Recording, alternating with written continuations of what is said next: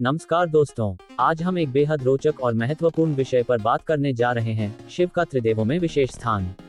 त्रिदेव यानी ब्रह्मा, विष्णु और महेश, ये तीनों इस सृष्टि के आधार माने जाते हैं।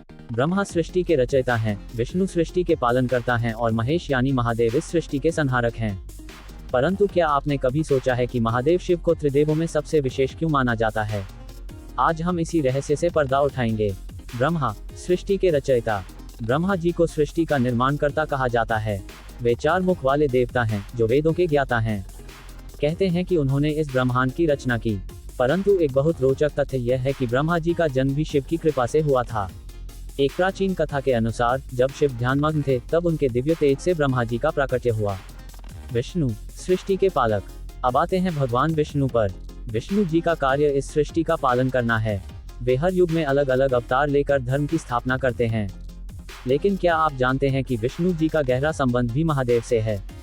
एक प्रसिद्ध कथा के अनुसार जब समुद्र मंथन हुआ था और हलाहल विष निकला था, तब संसार को बचाने के लिए शिव ने उस विष को अपने कंठ में धारण किया। यही कारण है कि उन्हें नीलकंठ कहा जाता है। अगर शिव उस विष को न पीते तो पूरी सृष्टि नष्ट हो जाती और विष्णु जी का पालन कार्य असंभव हो जाता। महेश, संहारक और पुनः निर्माण का आधार। अब बात करते हैं महादेव शिव की। शिव को त्रिदेवों में सबसे खास माना जाता है क्योंकि वे केवल संहारक ही नहीं हैं, बल्कि पुनः निर्माण के भी प्रतीक हैं।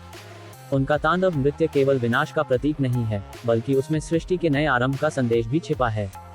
शिव का ये स्वरूप हमें जीवन में ये सिखाता है कि हर अंत एक नई शुरुआत का संकेत होता है। शिव का त्रिदेवों में विशेष स्थान। शिव को देवों के देव महादेव कहा जाता है।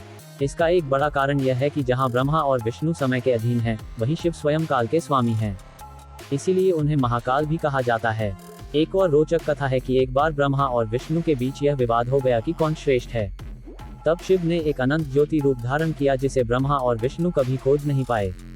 तब उन्होंने स्वीकार किया कि शिव ही परम सत्ता हैं। इसी कारण शिवलिंग को ब्रह्मांड का प्रतीक माना जाता है। शिव की शिक्षा। शिव का जीवन हमें कई महत्वपूर्ण सीख देता है।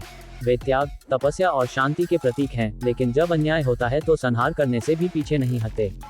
यही संतुलन उन्हें त्रिदेवों में सबसे खास बनाता है। तो दोस्तों, महादेव की इस अद्भुत कथा को हर किसी तक पहुंचाएं और उनके जीवन से प्रेरणा लें। हर हर महादेव।